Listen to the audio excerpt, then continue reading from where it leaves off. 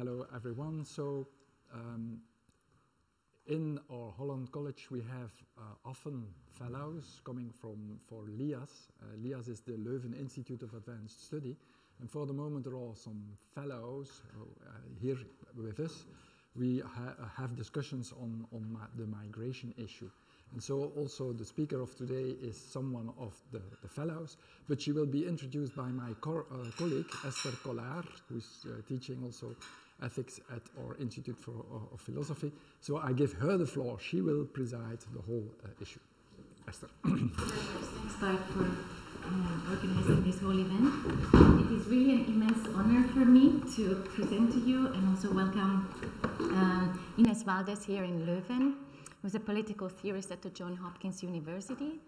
I think I can say that, that she's a brilliant scholar who won numerous awards, most recently the Success International Theory Award for her recent book, but many others as well, and that she should be definitely read much more widely by philosophers, political theorists, economists, occupied with justice, democracy, populism, multiculturalism, capitalism, class, race, gender, and so on, and I could probably go on. Her work illuminates dark patches in our ways of theorizing that limit our understanding of the world. Not only is Ines Valdez a brilliant scholar of post-colonial thinkers, such as W.E.B. Du Bois or Frantz Fanon, she is also an equally sharp critique of Immanuel Kant, Jürgen Habermas, Michael Walzer, and many other influential Western philosophers, very crisply pointing out how their cosmopolitan theories are infused with colonial legacies and limited in their methods and substantive claims. This is her earlier book, Transnational Cosmopolitanism, with Cambridge University Press. Instead, in her recent book, Democracy and Empire, Labor, Nature, and the Reproduction of Capitalism, she also provides an incredibly sharp, illuminating, and deeply concerning analysis of the historical entanglement of labor and migration, how economics and immigration are intertwined socially, globally, and historically with unjust colonial practices in their origins. She offers a historically apt mapping of very complex interplay between economic policies, border control regimes, political ideas and discourses, and political struggles of the working class, all the way from colonialism to the neoliberal era. She's able to think together the highly abstract and the immediately practical political concern. I'm just going to finish with one of my favorite quotes from a recent paper of hers in order to not take up too much of your time. If a less unjust world is to emerge after the demise of neoliberalism, democracies need to rethink their struggle for justice as one that does not require the subjection of others, as in the system that prevailed under the colonial and continues today, but contests the exploitation and dehumanization of racialized others at a global scale. The floor is yours. Thank you. Thank you so much. Apologies for arriving at just the edge. I was practicing my talk, so I sure hope it pays. I'll stand. I want to start by thanking Jelle, Eszter, and Bart for hosting me here. It's been already a delightful stay, and I'm looking forward to the rest. And I'm particularly looking forward to the conversation here with you, and I appreciate all of you being here. On January 6, 2021, a mob attacked the US Capitol with the goal of suspending the certification of Joe Biden's victory in the US presidential election. 3 years later, on March 26 of 2024, the Francis Scott Key Bridge collapsed after being struck by the Dali cargo ship carrying 4,700 containers and a 21-member crew from India and Sri Lanka. 5 road construction workers from Mexico, Guatemala, El Salvador, and Honduras, who were repairing roads on the bridge during the night, lost their lives as a result, while several crew members remained confined in the ship for almost 3 months after the incident. While these events appear unrelated, thinking of them together can illuminate connections between politics and capitalism that are central to contemporary discontent and the appeal of far-right politics to citizens in the wealthy world. The January 6th mob was incensed by the racialized rhetoric of the speech of then-President Trump, gave at the White House earlier that day. The speech, which inaugurated the still powerful "Stop the Steal" mantra, singled out Arizona and Georgia as sites of possible electoral fraud, hinting at the active Latino and Black organizing that secured these states for Biden. But this visible animosity coexists with the fact that these groups sustain, in a very material sense, the life of all Americans. This became clear in the Key Bridge collapse on March 26, when vulnerable Latino and South Asian workers laboring in exploitative conditions tragically crossed paths. While the focus was on dock workers and the urgency of rebuilding the bridge, an alternative reading brings into relief the central role of super-exploited, racialized labor in sustaining the infrastructure that delivers packages to our doorsteps and guarantees smooth commutes in the morning. The events of January 6 and March 26 together demonstrate that racialized groups are targets for both political exclusion and super-exploitation.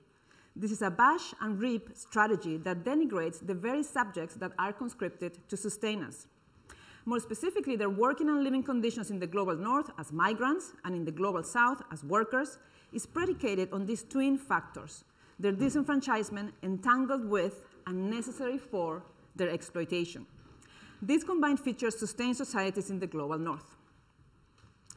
As I will argue below, it is no mere coincidence that the far-right anti-immigrant hysteria is thriving as precarity reaches the wealthy world and conflict and poverty pushes people from the post-colonial world toward migration. While formally over with the end of colonialism in the course of the 20th century, the post-colonial order preserved the exploitative domination of a core composed of global north liberal democracies over the periphery of the global south newly sovereign states. These dynamics of racialized political subjugation, resource extraction, and labor exploitation have enabled the prosperity that sustained Western democracies both under the colonial and post-colonial global orders. And while wealth concentration has multiplied, and here are some indicators, so the richest 1.5% own almost half of the world's wealth, this wealth comes as a consequence of lowering decreasing taxes, which of course decreases as well all kinds of functions that the state serves and social services. And finally, there's similar trends for income. So the top 1% concentrates 20% of income, and the bottom 50% has to make up with just 50% of, the bottom 50% has to make up with just 5% of global income.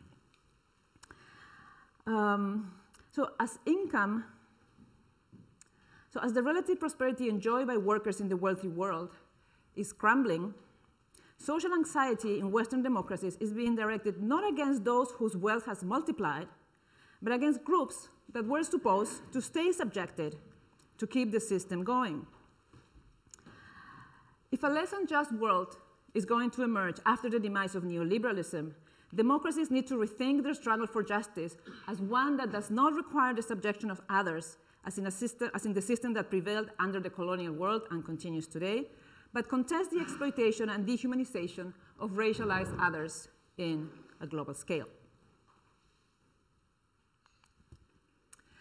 Democracy in the West took shape through the gradual enfranchisement of the white working class, which proceeded in the context of empire in the early to mid-20th century.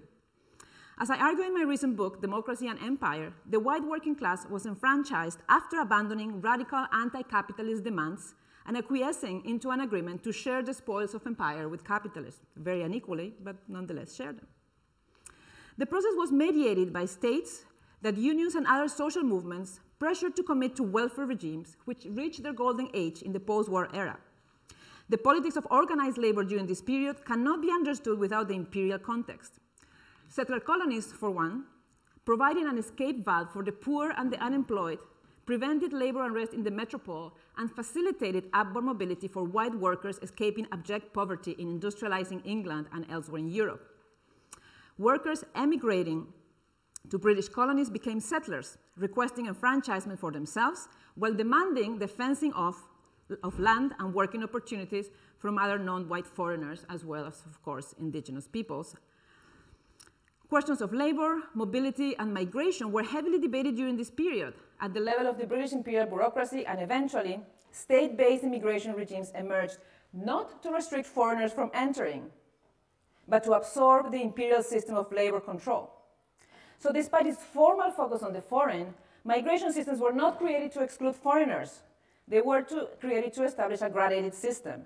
Migration control did not exclude white foreigners, incorporated them to the polity instead, while implementing their claims to self-government, as including also the ability to restrict non-white Chinese and South Asian migration to Australia, South Africa, and Canada. Failing that, popular movements fought to legally relegate them into the most arduous jobs, conveniently setting them up for exploitation. US debates proceeded alongside similar paths as the British self-governing settler colonies.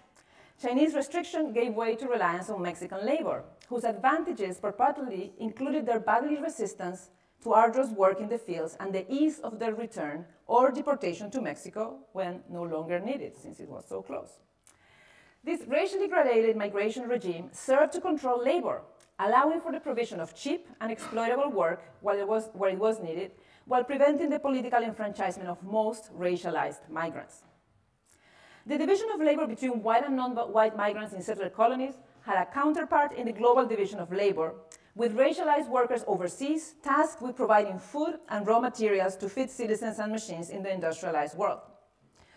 This combined regime of migration and global racialized division of labor evolved but did not substantially change during the 20th century for those groups singled out as racial others, in contrast with the more fluid access to whiteness by Southern and Eastern Europeans that were initially discriminated against in the United States. It can still be seen in racialized migrants' overrepresentation in care, gig, farm, and construction work in the West, and in contemporary exploitative extractive economies and export-oriented growth based on the toil of badly paid workers for apparel or high-tech factories. Historically, countries in the Global South fought anti-colonial wars and resisted the imposition of anti-democratic economic models. These models were eventually imposed by Western-backed authoritarian regimes and enacted by co-opted elites committed to pacification and stabilization programs. These dynamics of oppression were later augmented by structural adjustment policies under the so-called Washington Consensus policy agenda and implemented by neoliberal or neo-developmentalist democratic regimes. So the history of Western democracy is thus also the history of empire, shaping the world to serve their island of prosperity, where the political and economic emancipation of the domestic working class entailed the appropriation and redistribution of resources garnered through force and oppression, which destroyed communities in the subjugated territories in the service of capitalist accumulation. The democratic citizens in these imperial projects were thus united by two factors. Okay. First, a possessive feeling that organized the rule of others despotically to extract resources, and second, reciprocal political relations among themselves. These two factors mandated the redistribution of the capitalist gains from exploiting the Global South, itself predicated on citizens in Western democracies claiming the right to set rules of interaction with this region. Thus, this imperial mode of democratic politics, which I call self and other determination, the ability to self-determine, but also determine what others should do to our benefit, elicited significant resistance abroad and multiplied conflict through the waging of colonial wars like Vietnam, the arming of friendly militaries, and the sabotaging and support for coups of regimes pursuing socialist projects, including Arbenz or Allende, who is over there exiting La Moneda after the initial bombing. This mode of engagement bred instability because it militarized social conflict, both generally by favoring repression or counterinsurgency or outright repression of social protest, and stopping progressive demands to make countries safe for investment, and specifically by tackling socio-economic questions like the consumption and trading of drugs more contemporarily, as if they were security issues to be dealt with by the military. Fast forward to the present and factor in the dismantling of welfare states and what Albena Asmanova has described as an epidemic of precarity, understood as a condition of vulnerability. This empowerment, rooted in social threats to lives, experienced as incapacity to cope due to a discrepancy between responsibilities and power. The imperial deal is breaking down. Unsurprisingly, and as Marx anticipated in his writings on English and Irish labor, the deferral of the white working class to empire and capitalism only strengthened capitalism's hand and backfired. Capitalism struck back by reneging on the domestic democratic pact. In parallel, we have witnessed the sensationalized construction of migration as a threat by the extreme right, and in many countries, the increasing transformation of the problem into one of security. Sorry, that didn't translate very well. That's securitization, says under Kamala. The migrants that make it to the Anglo-European world are a small proportion of the very real exodus of people escaping poverty, violent conflict, climate change, and facing possible death in militarized paths that they traverse before reaching European and US borders.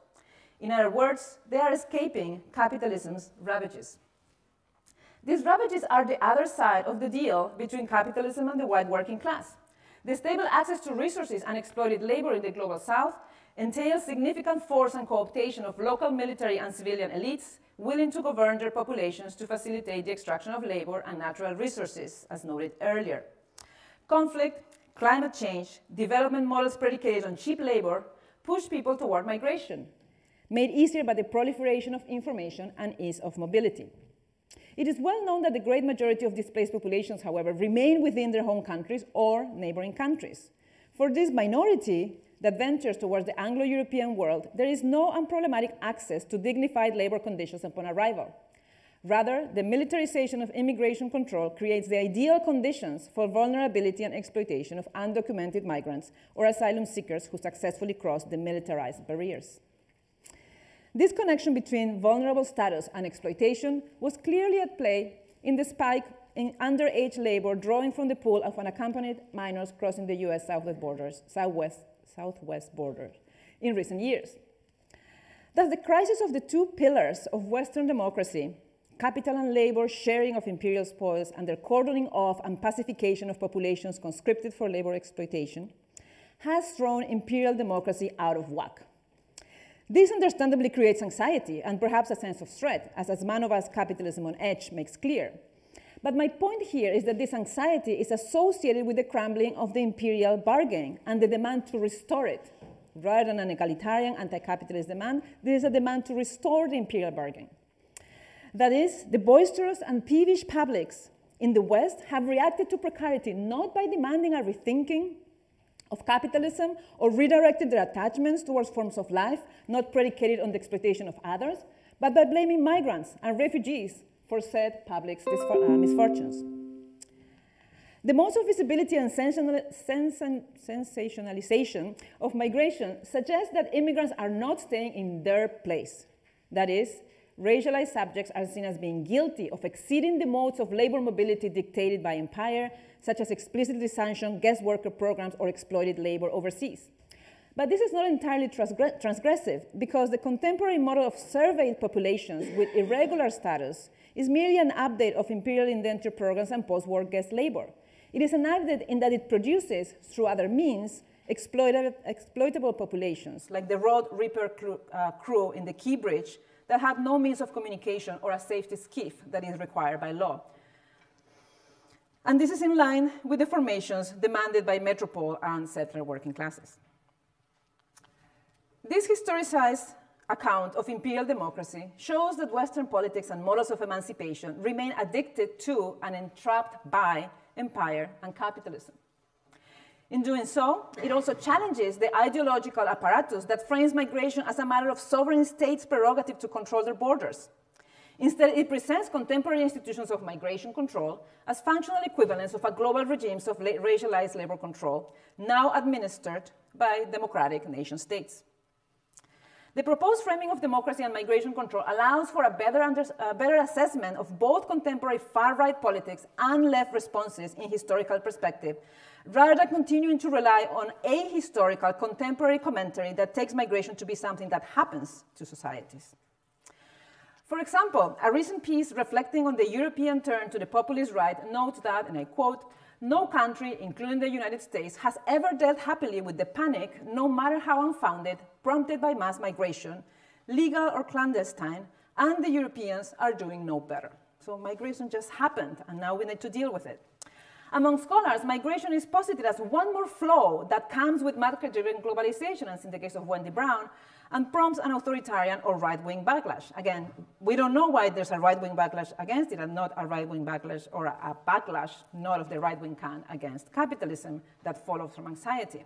So this begs the question of why the backlash against globalization takes the authoritarian far-right hue that it does, which only the historical account of imperial democracy proposed here properly addresses.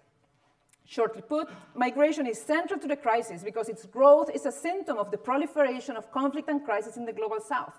These crises are themselves indicators of a destabilized system of capitalist extraction resulting from the excessive exploitation of communities and nature. This, alongside the growing egoism of capitalist elites, even vis-à-vis their compatriots, signals the crumbling of the imperial bargain between capital and labor within Western democracies and fuels a nostalgic demand for a past of orderly, insulated, hence racialized welfare. Importantly, the racist reaction to non-white migration now, as in the past, fuels ever more violent regimes of migration restriction and surveillance, thus turning racialized hostility and violence into means of labor control and capitalist accumulation. In other words, anti-immigrant restriction is imperial racial capitalism returning with a vengeance, relying on racial hostility to create opportunities for accumulation, but this time mostly refusing Western working classes a welfarist agenda. The proposed diagnosis, moreover, brings into relief the danger for left parties of a return to the imperial socialism of the early 20th century. Notably, before passing a measure granting parole to undocumented spouses, President Biden enacted an executive measure akin to the measures approved by Trump, which suspended asylum at the border after certain triggers, which is that measure that didn't pass, but the law that they proposed didn't pass, and the campaign line is like, we wanted to pass harsh immigration, and the Republicans didn't join us, but the executive measure did pass and is still in place. UK's brand new Labour Prime Minister Keir Starmer, on the other hand, has set, quote unquote, illegal immigration as his government's top priority and promised no more immigration through a strategy that would use counter-terror style tactics, again quoting from his program, and another quote, to smash the gangs that facilitate crossing at the English Channel. The new Popular Front in France presents a welcome contrast, although we know that they didn't quite make it to power, with a legislative contract that proposes revising European and French asylum policies, the creation of a rescue agency, and the extension of rights to work and citizenship to asylum seekers. The authorization to work aside, the welcome humanitarian measures are insufficient if they do not come accompanied with a more decisive anti-capitalist program that tackles global processes of accumulation rather than merely sheltering domestic publics from their harshest effects. Thus, the challenge for the Western left at the current moment of crisis is to return to its anti-capitalist project and to globalize it, rather than limit itself to adjudicate an ever-shrinking slice of public funds domestically, while at best standing by the violent global order and the destructiveness of capitalism. At worst, left governments in Western states continue to enlist their political clout and military power to sustain and expand their corporations' influence globally in a process that can only strengthen corporate actors. An alternative left politics is one of commitment to universal, I'm late here, here we go. An alternative left politics is one of commitment to universal labor justice, where gains for Western citizens are not extracted at the cost of migrants and workers in the global south, but obtained by directly attacking the power of corporations and wealthy elites. Projects like the job guarantee, the 17 minimum wage, and a 4-day working week are excellent examples of projects that aim to guarantee the well-being of workers. But these proposals ought to be global, like the otherwise relatively modest proposal of a 2% tax on wealth that is currently circulating. Grappling by migration, fueled by conflict and lack of opportunities, means grappling with the fact that the deficiency of opportunities in the global south is by capitalist design. This is what dependency theorists argued, and what export-led growth, cheap and unprotected labor-led growth, continues to show. Another lesson of dependency theories and other critics is that capitalism is a global system. If this is the case, then a left anti-capitalist project that doesn't challenge the global division of labor falls short of challenging capitalism. But domestic center left projects But domestic-centered left projects leave untouched or fuel, through international organizations and foreign policy, capitalism global reach only at their own peril. This is because a domestic-centered anti-capitalism is not merely neutral in two senses. First, because it permits unfettered capitalist accumulation abroad and strengthens capitalist elites as a domestic actor. And second, because it protects its own constituencies and workers only by allowing and reaping the benefits from the continued super-exploitation of racialized others. Thus, the real danger of the embrace of anti-immigration measures by left parties is not only that this sends them down the far-right's path into projects of immigration restrictionism and militarism, but also that it fails to genuinely challenge capitalism. It may be cheaper to militarize borders and buy off transit countries to repress migration in the short term, but absent a significant improvement in the conditions of sending and receiving countries alike, migration will continue and capitalism as a global domestic project will only gain strength. Recently, commentators have grappled with this reality, but instead of grounding the staggering global wage inequalities in the historical transfer of wealth from the periphery to core countries, they have suggested that it creates, and I quote, the largest arbitrage opportunity on the planet, which could be realized through temporary guest worker programs administered through, quote, secure digital identities and punitive penalties on businesses that move temporary workers outside of this legal schema. Indeed, a violently enforced global division of labor that produces inequality in combination with militarized borders and racial hostility does create amazing arbitrage opportunities. Offering low-wage labor opportunities through time-limited mobility, quote unquote, to address the demographic crisis in the West while employing digital technology and punishment to make sure imperial gains remain protected is the definition of adding insult to injury. Moreover, far from constituting a new solution, it comprises the very structure of the current system of irregular, hyper-surveilled migrant labor that already provides low-wage labor in the West. In sum, the growing popularity of far-right movements in Europe and the US reveals citizens' wish to vanish non-white subjects or relegate them to even farther margins of society. This is a repetition of an old mistake. Democratic peoples in wealthy countries turning a blind eye to capitalism's intensive exploitation of racialized workers while hoping to appropriate a larger portion of these imperial spoils. This impulse is not foreign to the left, whose emancipatory orientation has too often narrowly concerned domestic workers, whose grievances are presumed separate from the global ills that capitalism produces abroad. But this is misguided. There is no way forward for the left without recasting the challenges of capitalism as global ones.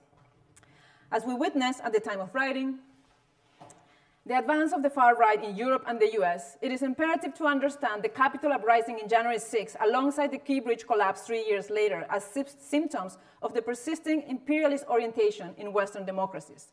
We must grapple with the capitalist and imperial dynamics that brought Latino road workers and South Asian crews into violent collision in Baltimore, a collision that revealed the subterranean ways in which racialized exploited labor sustains Western democracies. The racist hatred towards racialized groups represented by the January 6 uprising tells us something important about the democratic polities we live in today. This is because by elevating aggrieved white citizens supposedly threatened by racialized political advances, it continued a tradition of white citizens joining capitalist projects as minor partners while keeping racialized workers at home and worldwide vulnerable and set for exploitation for capitalist accumulation. The challenge, as we face the contemporary resurgence of this hatred, is to undo the overall structure rather than refuel it. Thank you. Thank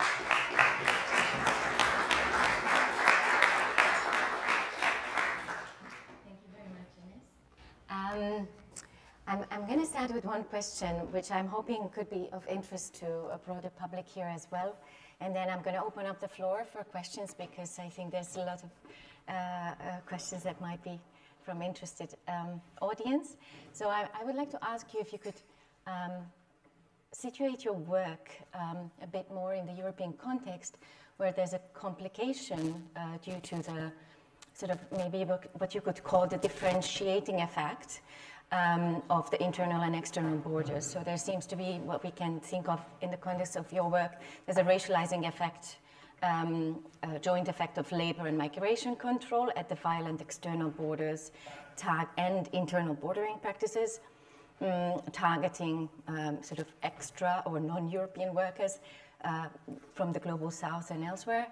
But there's of course also a continued, perhaps less violent but maybe equally problematic inferiorization through labor organization, de-skilling and other practices of Eastern European workers. And this struggle has created several political tensions around the Posted Worker Directive and other questions. So yeah, how do we think of this, these differences here, and how to think of your work situated in a European context? Yeah, so that's a great question, and I think that I made quick reference to the way in which migration in the 20th century in the U.S. Did not automatically result in the white working class. The white working class was a very sort of contentious construction, and there was strong anti-Catholic sentiment, so that entailed, Germans as well, but also anti-Southern European sentiment, and so Italians, as well as Irish, not for being Southern European, but for being kind of an already racialized population in the context of English Empire. So, so yes, I mean, so there are forms of differentiation that can be. So you can go into kind of different gradations, even within kind of, at least in Europe, more contested whiteness than in the case of the US, where whiteness has been kind of better consolidated. And I mean, and here I think similar lessons apply. So there's this very short essay by W.E.B. Du Bois that is called Americanization. And this might be from 21 or 22. And so what this essay is directed to racialized white migrants, so to Southern Europeans, right? And so he's saying, well, you can come here and you can aim to join the Anglo-Saxon, or you can join the others of us who have been kind of fighting white supremacy, right? So this is a choice, right?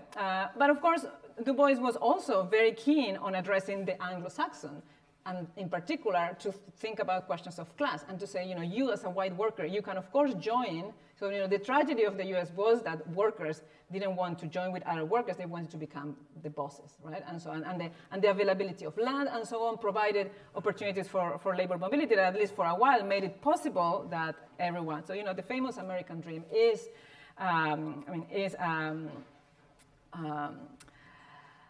a disavowal of class solidarity, right? Is the effort of becoming the bourgeois, becoming the elite, rather than thinking about the whole system as a system that is worth contesting. And so I think that the description of a divided working class and the way in which these cleavages get kind of leveraged for racist purposes and for creating marginalized populations or vulnerable labor apply with these kind of within kind of whiteness gradations. Yeah.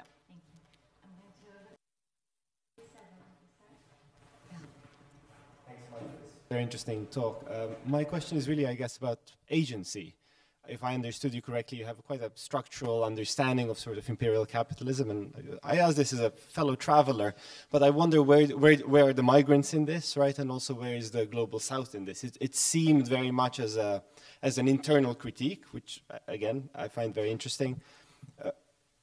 But aren't there at least sort of two other factors that perhaps are quite big in why there has been a rise in migration, and one is the relative convergence of the global lower middle class, right? There's a great number of people who can now sort of imagine, execute, and afford to migrate, which perhaps there wasn't in the past, and a technological change, right? Whether it's communication, established pathways, and so on. So while the structure is there and it continues to brutalize, racialize others, sometimes in the same ways as in the colonial times, sometimes in different ways, there's also perhaps has been some change in the agency, right? Or not just change, but how would you see it, agency of those migrants, of us migrants, then and now. But yeah, I would just like to hear a little bit more about that, how you would fit that in your account. Thanks so much. Mm-hmm. Good. So the last third of your question, so you refer to the emergence of a global middle class or some change, or global lower middle class. So you think about China and the growth of like. I'm thinking of Branko Milano, richest elephant a little bit, right? And the sort of the bit at the bottom that has done quite well over the past 40 years, relatively speaking, and they may not be able to afford that $5,000 or $10,000 to even make that journey, right? I'm thinking about those people, I suppose. I see. So, I mean, there is agency, right? I mean, the white working class at the beginning of the 20th century, or rather than already into the 19th century, shifts from a unionism that is anti-capitalist to a unionism that is about the wage and the family wage in particular. So they no longer consider labor under capitalism as slavery, which is the Republican tradition of unionism. They now think about the system is just fine as long as our wages are higher and our working hours are longer. So that's agency, right? That is not structure. That is a collective changing a form of organizing from one strategy that is anti-capitalist to another strategy that is higher wages and conditions, better conditions within capitalism. Yes, but I mean, there is agency as well in the many anti-colonial movements that contested first efforts, I mean, by France and later the US to keep Vietnam within the realm of empire. Many insurgent groups and as well as unions in Latin America aiming to contest capitalism and poverty and so on that were repressed, particularly after the Cuban Revolution with the so-called new imperialism led by Kennedy and McNamara in the Department of State. So just to say that there's agency already in this story, and we see this agency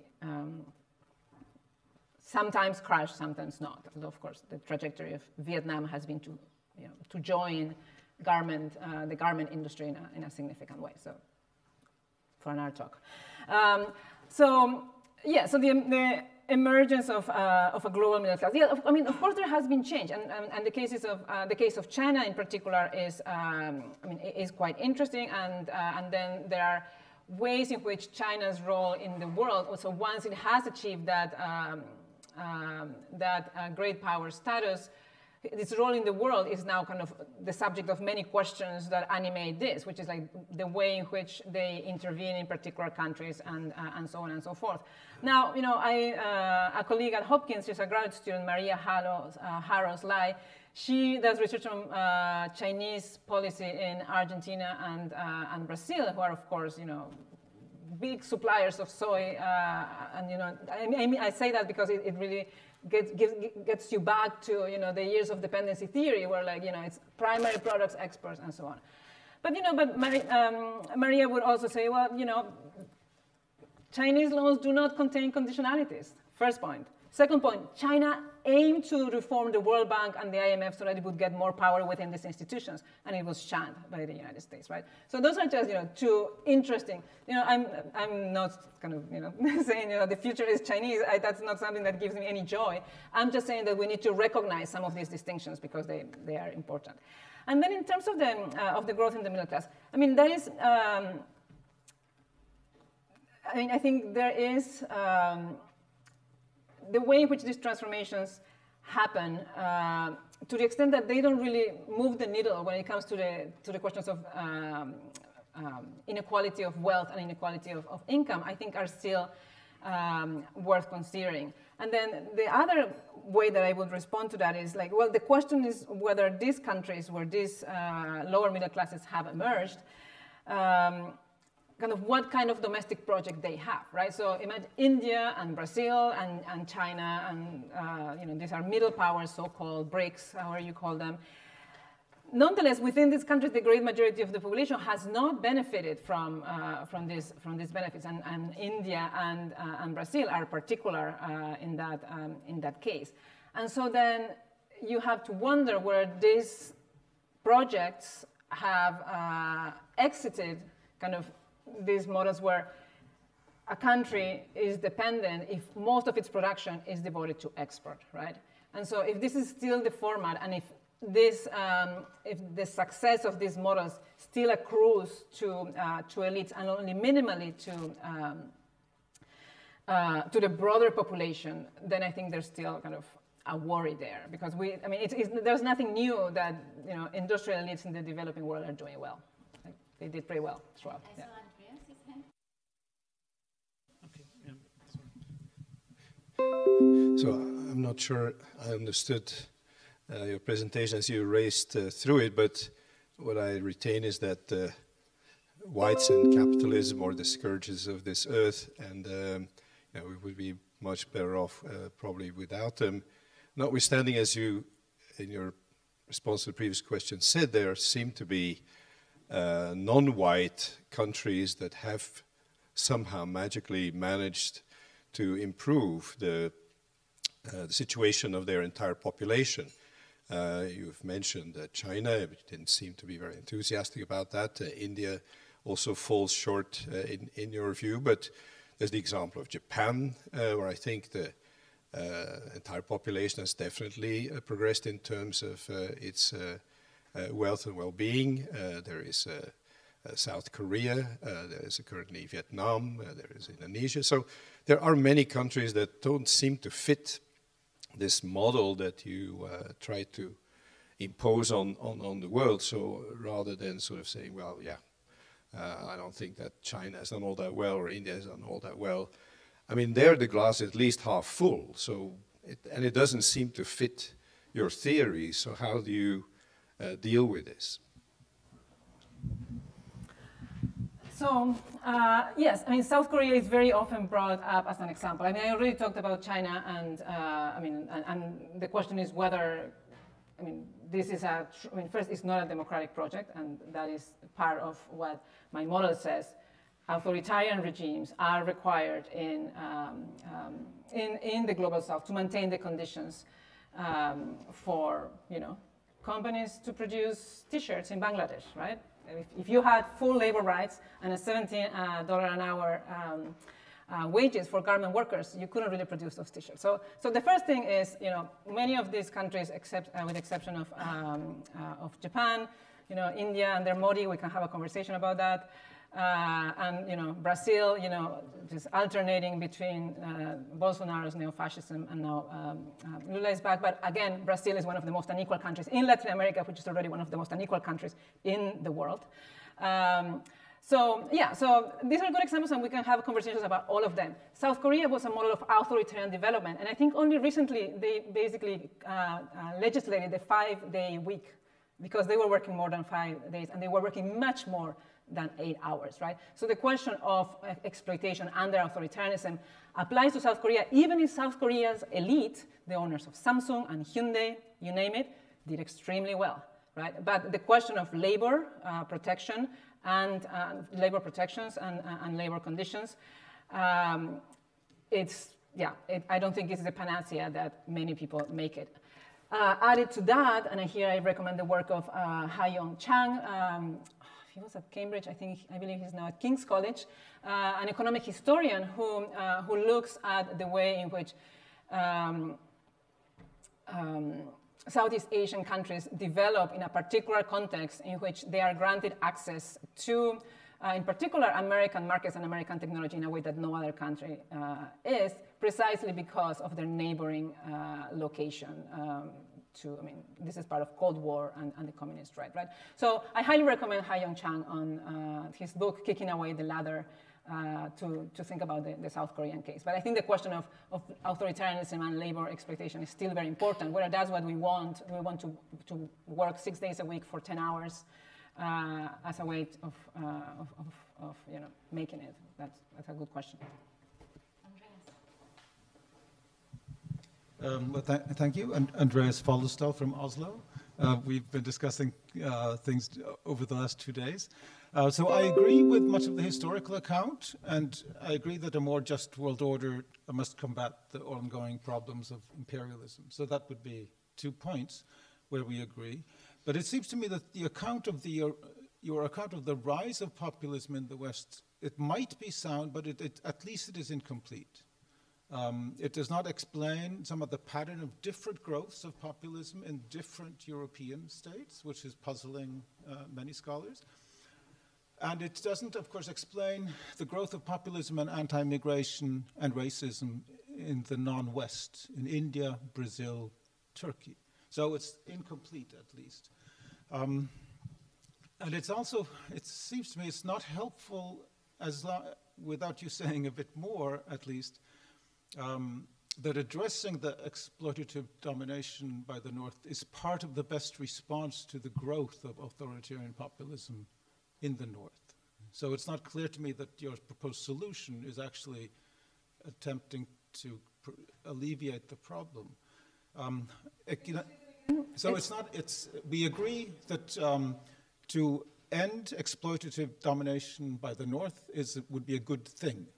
It doesn't seem to me that you explain how it might be part of the problem, part of the solution to the growth of authoritarian populism in the North. So, for instance, among the factors that seems to be driving populism in the North is a sense of economic precarity and economic inequality. It's not clear yet how ending the imperial exclusion of non-white or to end the global economic exploitation, which could be good things, how that will somehow reduce the economic precarity of the North. So it's not clear how it will actually affect the growth of populism. Apologies for the long. Yeah. Thank you. Yeah, this is very helpful. Yes, I mean, the recent work on capitalism has turned increasingly to the way in which different forms of hierarchy feed into the functioning of capitalism, right? So it's not just class, it's the starting point.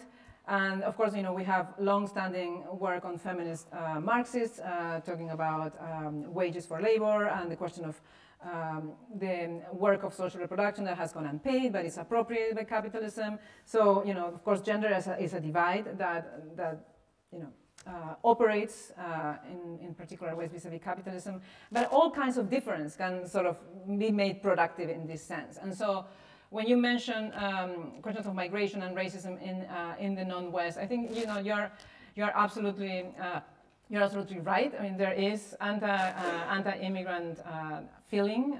You can think about South Africa. You can think currently in Latin America, Chile, and other countries with Venezuelan refugees. So yeah, so that's absolutely true. And so, in a way, there are some elements of racialization there, in particular, with the differential treatment of Afro-Venezuelans and sort of middle class, more on the white side Venezuelans. So there's racism at work there as well. But yeah, but there are other forms of difference and historical divisions and historical rivalries that kind of inform that. So yes, it's incomplete, and we could talk about kind of what are those variables creating anti-immigration feeling in the global South. So yeah, it's not a complete one. Now, I think that's a really great question, right? If what I'm suggesting is to address global domination of the North, but if the growth of populism is partly about economic discontent, wouldn't be actually making it worse. And so, here the problem is that we're working with these longue durée processes by which you had Cartism in Britain and kind of more of a Republican kind of unionism in the US that turns into a very tame unionism that just demands family wage and good labor conditions and a good welfare state, and we're set with that, right? And so then, and a very racialized working class at that.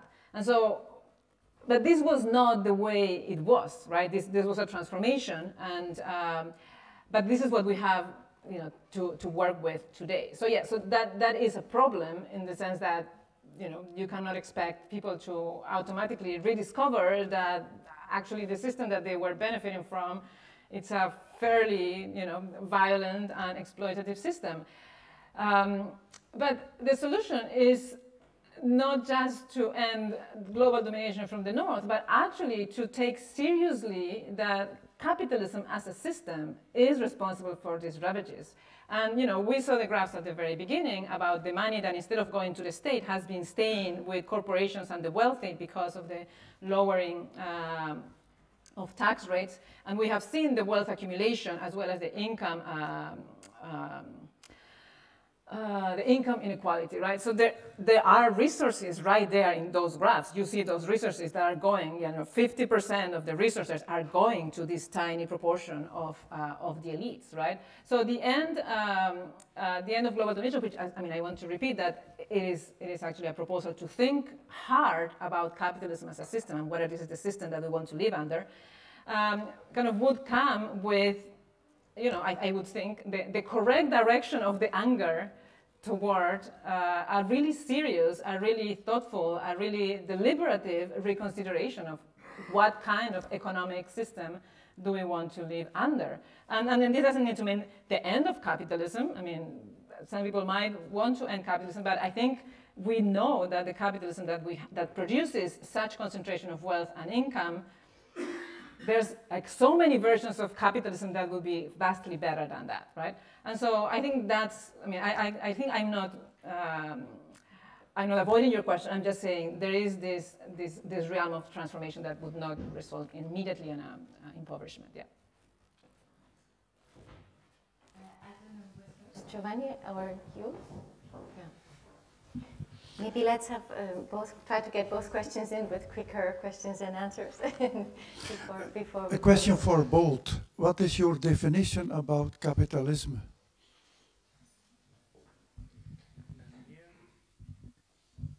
Yes, so one of the things I take from your analysis is that the white working class and non-white immigrants can be shown to have common interests, which is great.